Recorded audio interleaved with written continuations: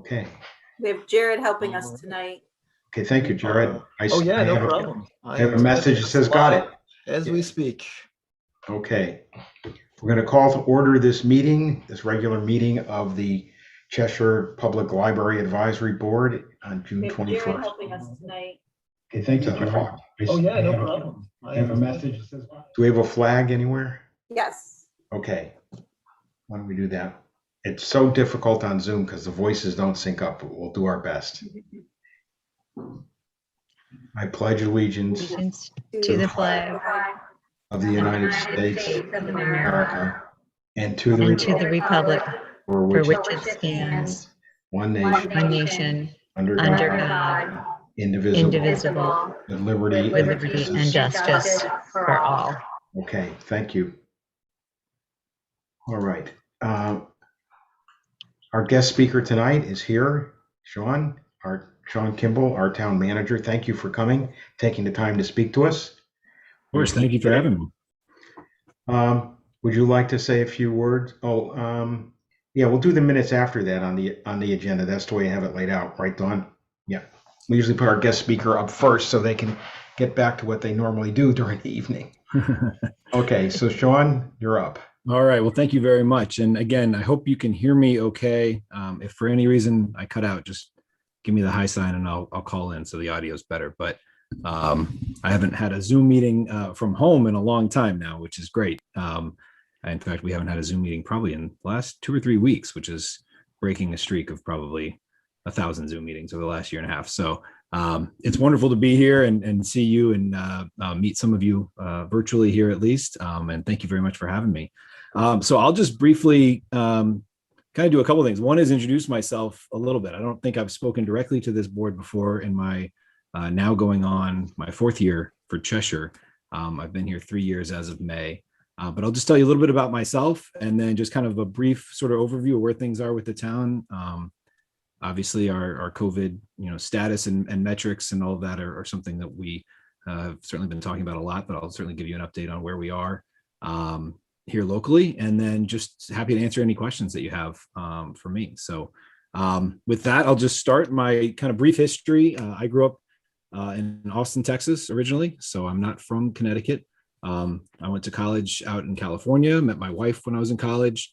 She's actually from Hamden, so that's the Connecticut connection. We ended up moving back to the East Coast and into Connecticut, and that's probably about 12 or 13 years ago now. I ended up going to UConn for my graduate degree, my master's in public administration, while my wife worked here at Yale and then down at the Shoreline for a boarding school. So we settled back into Hamden and then eventually Cheshire. Actually chose Cheshire about 4 years before I applied for the job here when Michael Malone announced his retirement. So I've been living here in Cheshire for a little while.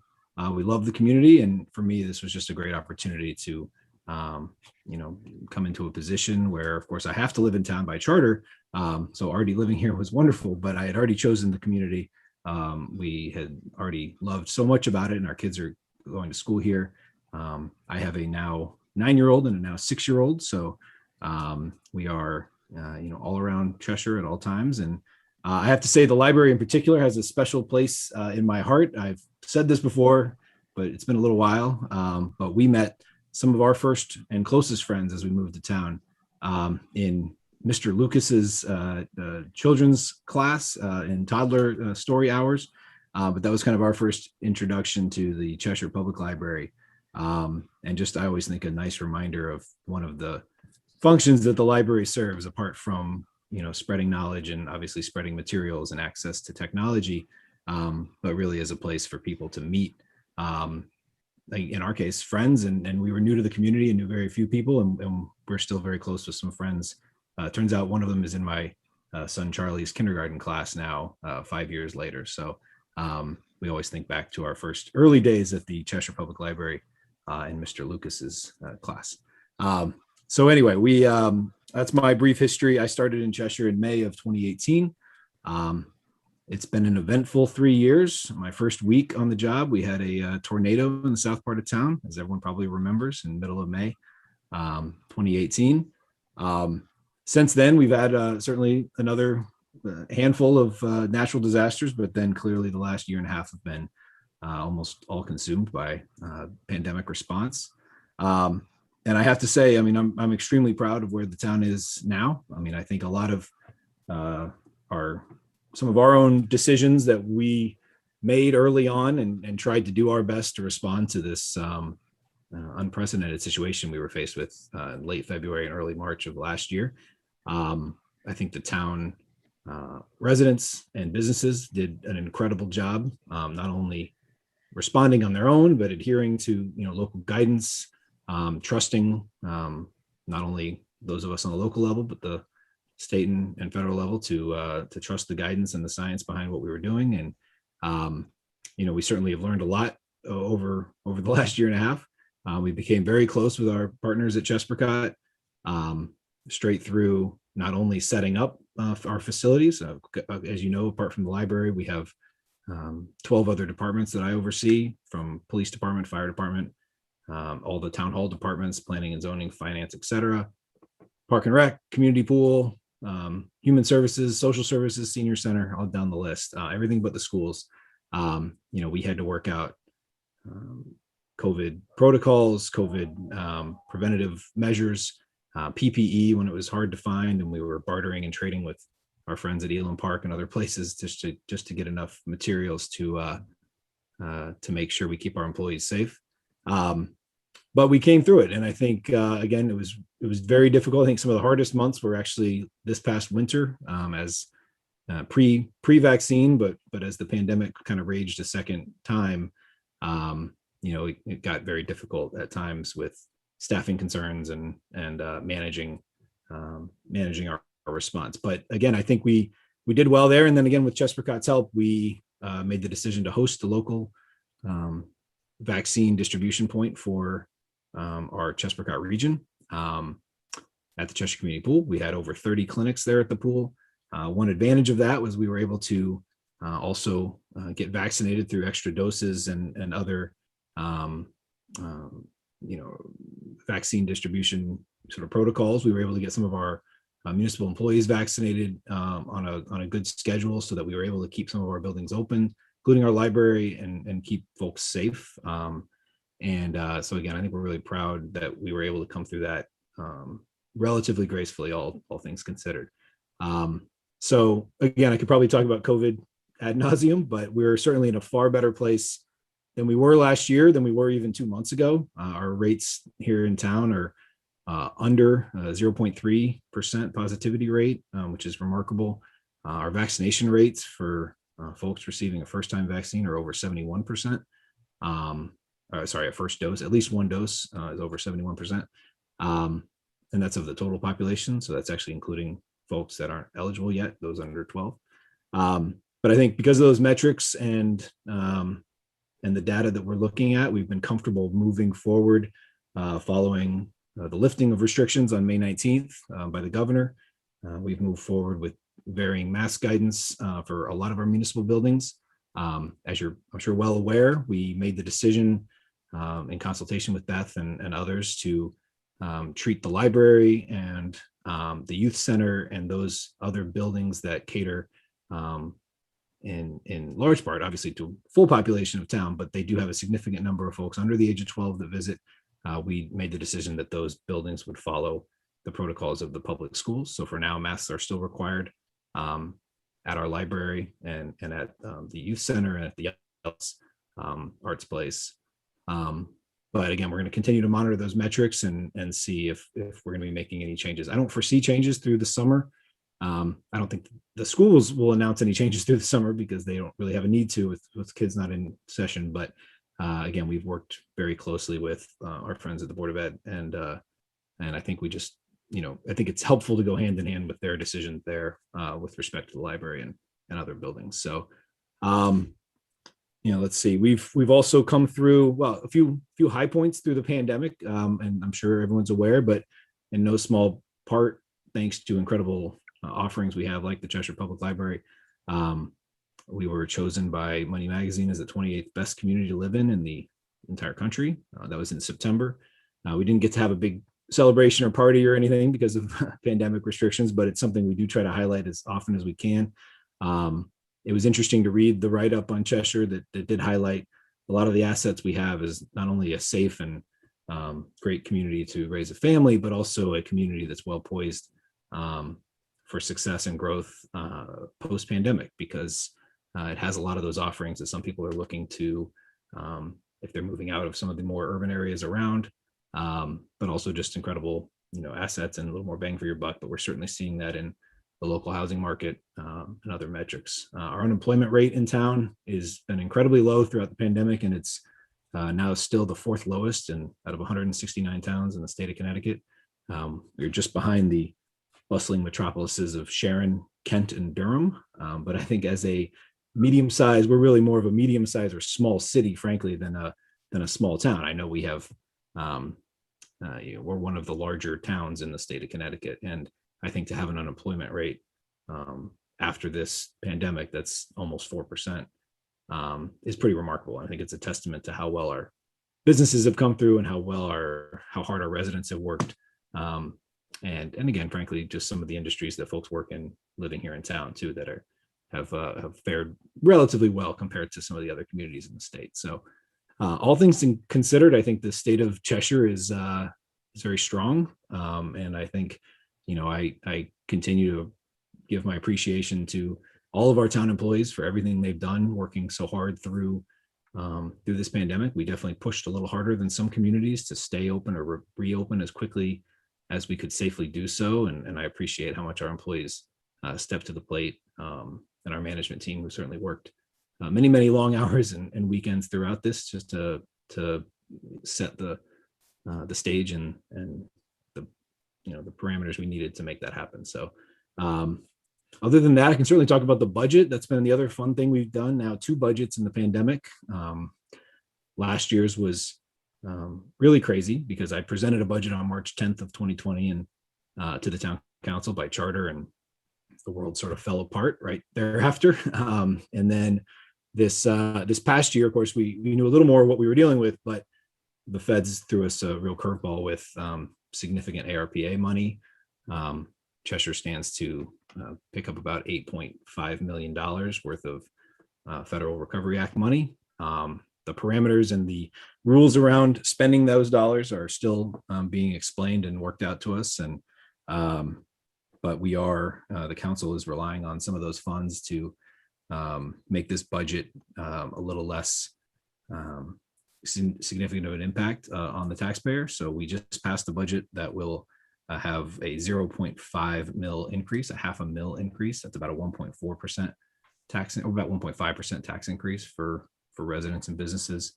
That comes on the heels of my proposed budget, which was much higher because it had to kind of undo a lot of the one-time things we did in the prior year, and not knowing some of the ARPA federal funding was coming. My proposed budget was closer to a 6% tax increase. So certainly they took an aggressive look at some of the proposals and revenue sources and made some judicious decisions to come down to a more reasonable tax increase. So, and the federal money certainly didn't hurt. So I think with that, I'm sure there's a lot of questions and I'm happy to take any now. So maybe I'll just leave it there if that's okay with you, Mr. Chair. Okay, well, thank you. Appreciate the update on the town. And I just had 2 questions. Question 1 is, when do you think, you said that the library is following the school's guidelines on masks. Do you think the library will be able to unmask for people who are vaccinated a little bit earlier than the school system, or are they going to be absolutely in sync? Yeah, it's difficult to say. I think, we're seeing, I think as with everything too, a lot of what we balance when we're developing these protocols is not only, of course, patron comfort and safety, but also employee comfort and safety. And, there's definitely been a little more hesitancy with some of our library staff, I think, with respect to some just concerns around the amount of public interaction that they have, a little more, I would say a lot more counter work than the average department we have in town and face-to-face interactions. So, it's part of the reason the library was, while town hall reopened last June, library to be open to indoor patrons was closer to September Okay. for some of those same reasons. And but I do think we're going to monitor it really closely. I have to say, I've been surprised at how quickly the metrics have improved in the last really 3 to 4 weeks. If they stay as amazingly positive as we're seeing, and we don't see a lot of variant increase or anything else that kind of skews it the other way, I could see us moving a little quicker. It's been very successful at town hall. I mean, I think for all of us, it's strange. It's strange to walk into a building without a mask on. It's been strange for me to walk up and down the hall. I still reach for my pocket, like, do I have it? And but after 3 or 4 weeks now, I'm sort of encouraged that that's not happening as much. We're not, we know there's still people that are wearing masks around town. Some just prefer to. Some may be unvaccinated. We don't have a policy of checking or asking for IDs or anything. And I think the proof in some ways has been everyone's been very healthy. We haven't had an employee get COVID in some time. I think we never had a library employee get COVID throughout this entire thing, which is pretty remarkable.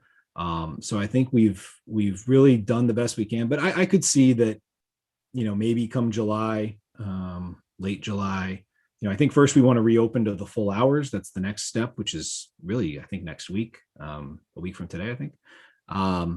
And I think let's start there. And it's kind of an iterative process. Let's get employees comfortable with the full hours again, and then probably take a look at masks again.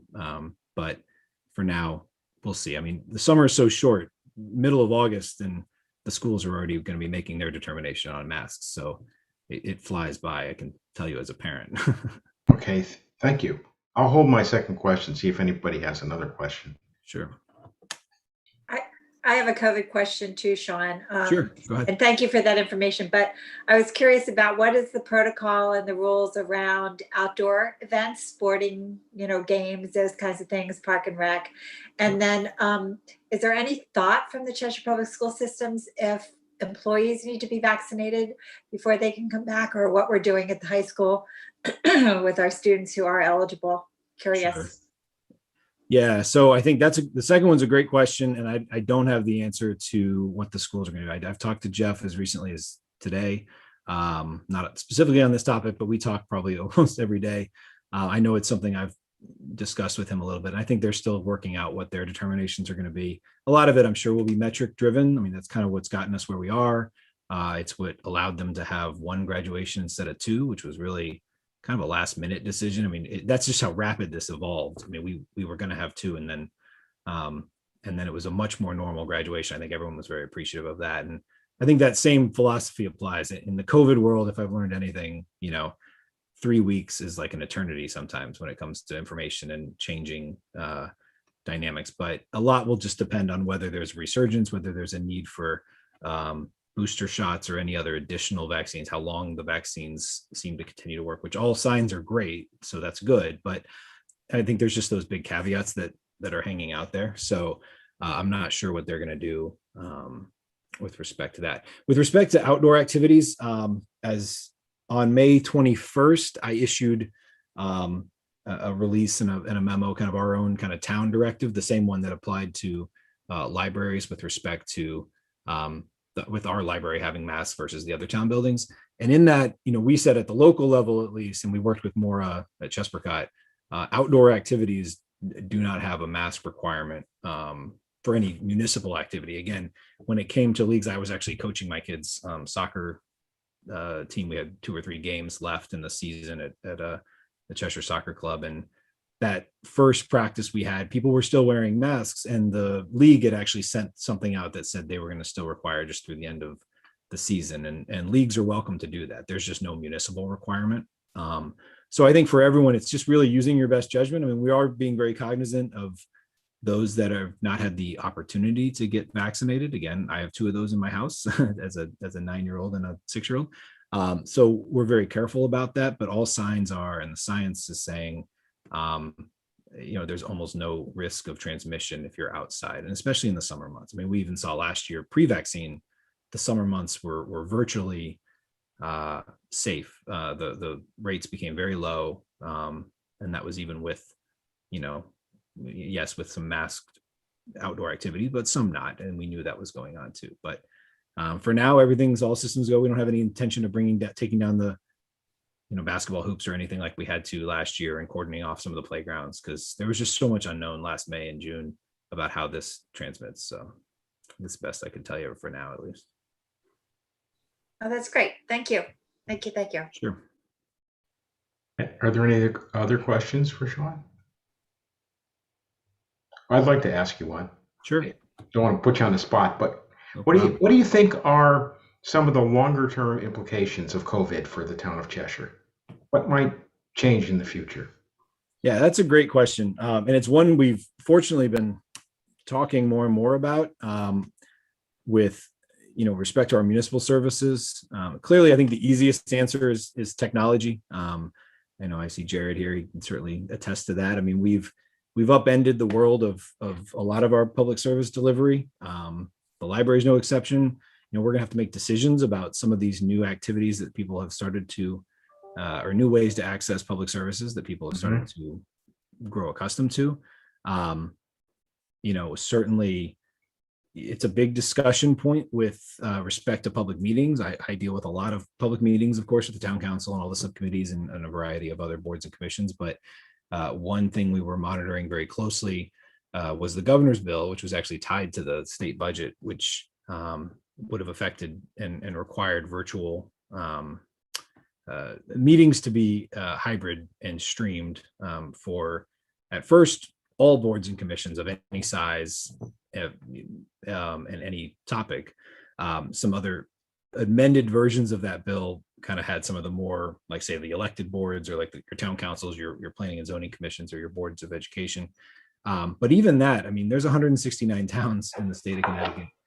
Some have a lot fewer resources than some others do, and certainly even for towns like us, it's an enormous effort to try to totally upend the way we've always delivered. And so we were required to have every meeting not only streamed. It's one thing to show something, but to allow public participation, including public voting and even commission member participation in voting via Zoom permanently. If people only knew how many meetings we have on the same night at the same hour, we may not realize, but right now, the Economic Development Commission is meeting, or the Historic District Commission is meeting, and the staffing alone, much less the technology, is a big challenge. But I think technology is sort of the easy answer. We have a lot of things we've learned, and I think a lot of people have been kind of thrust forward into this. It's a little easier to do some things remotely. I'm not a huge anti-Zoom person. We certainly have some folks that I know who are just like, they cannot wait to get off. And the town council was very excited to move back in person at our last meeting in council chambers. But there's been some positives to Zoom. And, I certainly appreciated one bill that I had to testify on at the Capitol this last session. And I was able to testify from my office. I didn't have to drive up to Hartford, and that was fabulous. So I think there's some technology, as I say, I think we all know, are the easy answers. But I think the biggest long-term thing that we're going to have to just sort of struggle with is, what does that mean? There's the financial components of everything, right? I think we're still working through this influx of federal money. It's a great thing, but some of it comes with, it's not forever, right? There's a little bit of a cliff that you can over rely on some of these funds in your short term. So that's something I'm kind of monitoring very carefully as we decide what we're going to do going forward. But I also think there's a real opportunity here. I think the biggest outcome might be more people are discovering Cheshire. I don't know if that's always a good thing or a bad thing, but we are a very attractive place. I can tell you, it's not just the fortune of being a suburb in a time when a lot of people are saying, why, maybe I don't want to live in a city anymore. Again, that might change. I'm not saying this is necessarily permanent, but the proof is in some of the housing market data. In a lot of conversations we've had with people, I know from a lot of parents, a lot of school age parents that live in other communities that weren't open this entire school year. If not, they opened in February and March. I think I've talked to many parents who were very envious that our kids were able to stay in school 5 days a week since September. It tuned a lot of people into Cheshire, and I think there's just a big attraction. It's something the town as a whole is going to have to balance. This kind of new attraction. It's great for property values, certainly, but Cheshire, it's not something I don't think you could say in the last 10 to 15 years is Cheshire's a very hot community to move to right now. And I think that's going to be something we struggle. And I don't know that that would have happened if it wasn't for the pandemic. So it's not all a silver lining or even doom and gloom. It's just sort of reality that we're struggling with. Thank you. Very good. I Very have good a answer. question concerning trees in here. Will they be trimming trees this year? You know, because we get more and more wind with these storms that we're having. And I Oh, live I on know. the road. As you know, you were here when the tree went down across the street. And we have 3 more across the street that are very old. And I'm Yeah. always picking up bark in the yard and stuff like that. So we're kind of all getting concerned because Yeah. when we lose electricity, we don't have any, we have sewers, we don't have sewers or water. So Yeah. we lose both, and it's a big inconvenience when it happens. Will they be Yeah. coming again this year? Yeah, they will be. I mean, we have the council's been you know, I think very good to support requests that we've put forth in the past. They've kind of moved it out of the operating budget into the capital budget in recent years. We had $200,000 for tree trimming just a year and a half ago. We have another 200,000 requested in the budget we're considering right now. So I think as long as we stay regular with our tree trimming, I think we'll be in okay shape. We've also really pushed Eversource to do a lot of trimming on their right of way. Specifically, that's really where the biggest help is. I mean, we can take down kind of known problem trees in our right of way, but Eversource, I have to say, and I give credit to our engineering department, they've really pushed them to do a lot of kind of really intensive clearing. Some you don't always see. Some's near the transmission lines and the other areas that aren't necessarily on our streets. But they've probably spent, I think, $3 or $4 million in the last probably 5 years on kind of aggressive. I think Cheshire's sort of gotten a little more than its share. I mean, we were very vocal after the August storm, Isaias, and just, I mean, as if the pandemic wasn't enough, that was a real, those 5 or 6 days for folks. I visited a lot of folks in the community who were just completely at their wits' end for good reason. And it was very hard to deal with. I mean, Connecticut, it's something Connecticut's going to have to continue. Again, I grew up in Texas and I went to school in California. I think people that have lived here, certainly for their whole lives, maybe don't quite appreciate just how many trees. They're beautiful, but we have so many trees here. It's incredible. And anytime you fly into Bradley Airport and you look down, if you do the same into Austin or San Francisco, you certainly do not see near that many trees. And they love to fall down. And some of them are infested with the emerald ash borer, and I certainly had to take down a huge ash tree on my house last year. And it's a real problem that communities are grappling with. And, you know, I say to George, our public works director, all the time, I mean, we could easily spend 500,000 a year just doing trees. And I don't even know that it would keep up with how quickly they continue to grow. You know, no one thinks trees grow quickly, but as a whole, they do. and then they fall down in these windstorms. And that's the biggest thing is I think I joked earlier about my tenure starting with the tornado in the south part of town. But we've had every year we've had some major windstorm or again, tropical storm Isaias or anything else. We opened the emergency operations center. It used to be open once every 5 or 6 years. We've opened it every year that I've been here.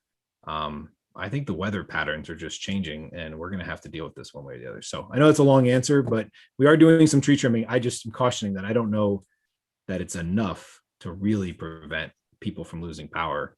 I'm getting really good at these code red calls to tell people their power's out. I don't like sending them, but I've done it so many times now because we've lost power so many times in just the last 3 years. Well, these trees would take out our house if they came down, even though they're across the street. That's how big they are.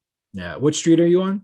Marion Road. You were here during the last storm where the pole was broken off. You were in my front yard, as a matter of fact. Oh, right on the corner. Yeah, on the Oh, corner yes. of Hill of Marion. Yeah. Actually, I think those are coming down, by the way. Those right across the way we are taking down. Oh, well, that would be great. Yeah. Just- See, we're that getting- service. We're coming getting right for that nervous. tree. That one I can take care of.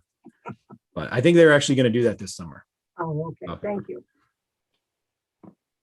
We have any other questions for Sean? Okay. Well, Sean, thank you again. No problem. Thanks for appreciate it. having me.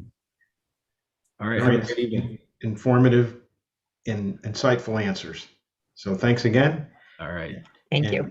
We're going to continue with our meeting. You're welcome to stay, or you can It can go either way. Now I'm gonna get my kid off Netflix and make him. Okay. All right. Have a good night. Thank Okay. you. Thank you. Thank you. Right. Bye. Okay. Now we have the minutes. I guess we need a motion to approve the minutes from the last meeting. I make a motion to approve the minutes from last month. Motion made by Terry. We need to have a Second. second. Second by Kathy. All in favor, just say aye. Aye. Anyone I have to opposed? abstain because I wasn't there. That's right. And one abstention. Okay. Terry, you're up with the treasurer's report. Let's see. We actually have $450 remaining in our budget, and we spend $50 on secretarial, 100 on dues, and 300 on meetings. Well, we have 300 on meetings. So I guess we have a surplus at this point. I don't know what happens to it if you have a surplus at the end of the year. Beth, do you know what happens? It goes back to the town. Goes back to town. Okay. So They can use it to trim a few trees. yeah, that'd be a good idea. That's about one part of a tree. I had two come down in front of my house, by the way. One fell down during the windstorm and blocked the driveway. And then the town removed it because it was in their right of way. And when the tree warden came out to look at the tree being removed, he said the one on the other side of the driveway was no good. And he condemned that one, and the town took it down. Oh, that was good. So that worked out okay, but no more canopy.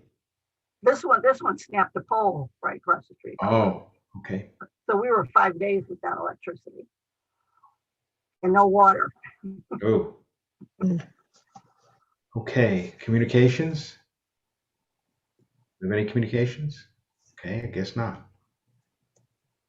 Report of the chair, I guess I just want to say we're not going to have meetings unless someone really wants them, as has been our custom. I understand not to meet in July or August unless something comes up where we need to meet. If not, we will reconvene, hopefully in person in September. I could also say I have visited the library a number of times inside the buildings, spoke to Beth a couple of times. It seemed a little quiet in there.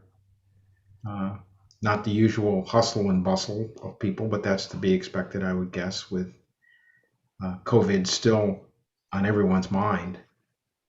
But hopefully, Beth, I know Beth is going to talk about it next in her report as the library hours get back to normal and stuff. We'll see more people in the building. So with that segue, I'm going to hand it to Beth for her report. And I will say I have noticed on our daily gate count, it is going up. And especially with school ending, our children's room was fairly busy today. And I think also with the hot weather, humid weather, people are coming in for a place to be cool. But I'll start with personnel. Our head of reference, Bill Basil, will be retiring on July 9th after 21 years of service. And also our children's librarian, Lauren Gledhill, and her husband welcomed a baby girl, Julia Mary, on June 13th. Oh, So- nice. So some exciting, happy news in the library. And, you know, we're excited to have a new library baby. In terms of our services, we'll be returning to our full regular hours on Monday. And we'll be returning furniture to the public areas and reopening the quiet reading area and also bringing back the newspapers, the daily newspapers. And the children's play area and teen room will remain closed for now. Again, as Sean mentioned, we'll kind of be monitoring that as we go through the summer and see, you know, what makes sense to bring back and what makes sense to hold off on just for safety with that age group, not having as much access or access at all to vaccines yet. Our summer Saturday hours will begin July 10th, and those will be from 9 to 1 through the summer for those 8 weeks.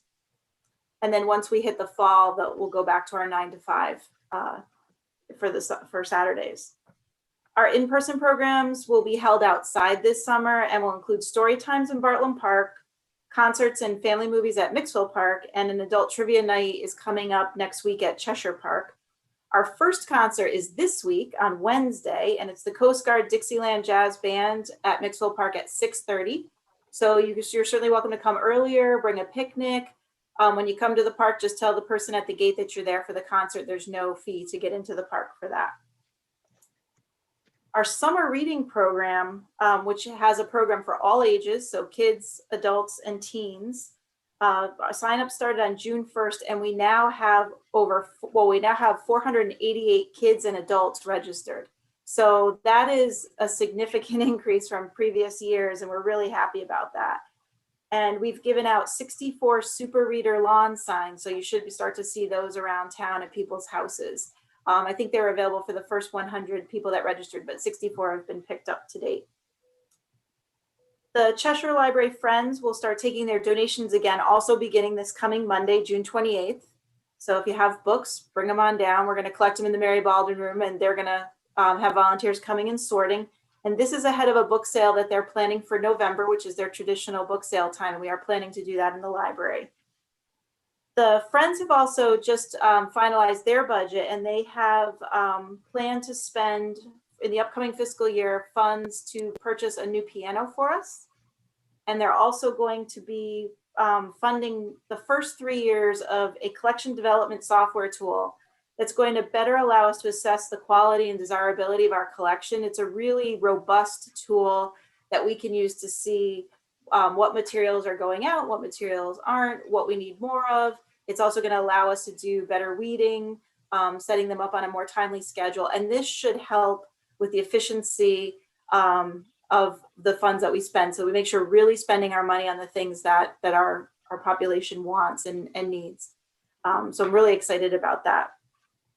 And then finally, I also want to mention, Sean mentioned the American Rescue Plan Act grant to the town, but libraries are also being given ARPA money through the Institute of Museum and Library Sciences. So it's separate from what the town is getting. And our library is receiving $20,015. So I have written a grant. Their goals mostly are for increasing connectivity and digital initiatives, as well as programs that allow libraries to open safely under pandemic protocols. So to that end, we're going to be expanding our Wi-Fi access points so that if you're outside of the library on library grounds, you'll be able to use the Wi-Fi. So both out back and also in the front, which includes the bus stop, which I think will be nice for people who are traveling that way to be able to access our Wi-Fi. We're also going to be purchasing 2 new weather-resistant recycled material benches to replace the wooden benches that are starting to fall apart and aren't very safe. And right next to the benches, we're going to be putting in 2 solar-powered charging stations. So you can sit there with your phone, you can charge your phone, you can go on the Wi-Fi and do all of that from outside the library. The other half of the money, we're going to be purchasing new modular and easy to clean furniture for our teen room. Most of our teen room furniture right now is really heavy. It's fabric covered. So this will allow us to have furniture that we can move together, we can separate. So depending on where we are with protocols, we can socially distance our teens, or then after the protocols aren't as necessary, they could cluster together and be in groups. So it'll have a lot of versatility. They're lightweight, they can move. We're getting tables, stools, and some modular lounge furniture, all in very easy to clean surfaces. So that's another part of the COVID protocols, that you can just easily wipe them down. So we're excited about that. The grant application is due into the state library by June 30th, and then the funds must be spent by February 2022. So once, I didn't need prior approval from a board or from town management or the council to apply, but once we are awarded the money, it will go through town council to accept that as the standard protocol. So I'm excited about that. And I think that's all I have, unless anybody has any questions. Oh, that's a great update. Thank you. Glad to hear about some of those updates for the library physical plant. You know, the extension of the Wi-Fi network and the new furniture. That's good stuff. Yeah, I think it'll be helpful. And your new software tool. Yeah. So have the downloads of ebooks and audiobooks still gone up or steadied, or? I haven't looked at the specific numbers in a few weeks, but I think they're staying pretty steady. Deb's done a great job, our keeping our audio and ebook collection robust. And I know our book clubs are using it. So it's been, I think people, once they tried it and discovered it, they're intending to stick with it and enjoy using it. Okay, thank you. Do we have any unfinished business? The only unfinished business is Kathy? Yeah, I think, Harold, you and I had a discussion that the minutes from the April 19th meeting that were approved last month need Right. to be reapproved because there really wasn't a quorum. Right. Thanks for reminding me. Thank So you. I guess we need a motion to approve the meeting minutes from April 19th. Is that the date? Yes, Okay. yes, so moved. Moved by Kathy. We need a second. A second. Seconded by Jody. Any abstentions? Me, You. sorry. Okay, it's all right. You're excused. Thanks. All in favor, just say aye. Aye. Aye. Okay. Some boards insist for the record I use last names, so maybe I'll do that. Mrs. Heritage and Ms. Nankin made the motions. Okay, so I don't think we have anything left on the agenda. Oh, Jared, Yes. can I share my screen for a minute? Oh, sure. Yeah. Yeah. Is that possible? Yeah, I'm going to make you a A co-host? Okay, I just want to put something up for a second. Perfect. With all the, You should see the share screen button at the I see bottom it. center. okay, let me get the right screen here because I'm using a couple of monitors. Can everybody see that? Yep, perfect. That's the Oh, original Mary Baldwin Library. interesting. Wow. Yeah, that's neat. Yeah. Found that it's a front of a postcard. But that's where the public library started in this town. I thought it would be an interesting thing to put up to show how much we've changed and grown over the years. That was from the 50s. So Wow, that and was that's at the maybe same 70 years. location we are here now? Pardon me? That's at the same location? I think so. Okay, wow. That's incredible. That's a great picture, Harold. Are we? Yeah. I never ask, I always want to spend our money, but is that something we could get a print of for the library? Oh, I feel like I'll, it's hanging in the library somewhere. yeah, I'll send everybody. That's a scan I did of a postcard. Yeah. Wonder if So we I'll could- send everybody the scan. We start blowing it up too big, it comes apart. No, I wonder, but I just think that would be such a cool Okay, let piece me to write give that to Beth. down. Yeah, That's a great idea, Jody. I love it. I love that house. I could live there. I wonder if it's in any of the historical books that have been written on I'll Cheshire. show it to you again. There we go. Here we go. You see it now? Yeah, That's be interesting to know more history, when it was torn down and replaced by the current building. I really don't know. I'm sure it's somewhere. I wonder if Oh, it was a private home that housed the library like a lot did. Yeah, that was Mary Baldwin's house, I believe. Yeah, it's a beautiful house. yeah. I bet you the Historical Society might have Yeah. information on that, or Yeah. even the town historian. Yeah. I'm sorry I was late, but I will kick into that. Call Janae Chesnow. She probably has a lot of information. She may even have more information. She's the town historian, and I agree with Ms. Nankin, if we're going to be formal here with Kathy, that the Historical Society might have some other information. So might be interesting to put some sort of a collage or a group of photographs and written information in that entry hall in the library when you come in, which is used time for art things. You could do a display there just for interest sake. Might be Okay. Good, great Good idea, idea. Sylvia. All righty. Is there a motion for adjournment? I don't feel like Oh, anymore. I don't see you moving. you're frozen, Sylvia, on my screen. My Yes. horror. Oh, I didn't say, is there any new business? I guess my picture was the new business. Yes. Is there a motion for adjournment then? Yeah, so move to adjourn and wish everyone a happy summer. Ms. Heritage makes the motion. We have a second. Second. Ms. Nankin seconds the motion. Okay. Look forward to seeing everybody in the fall. Yes. Yes, yes. Everybody have a great summer, Yeah, thank you. and too. we'll see you around town possibly, and if not, we'll see you in September. Yes. Okay, we now can formally adjourn the meeting. Jared, thank you for your help with Oh, Zoom. no and YouTube. trouble. Appreciate Thank it.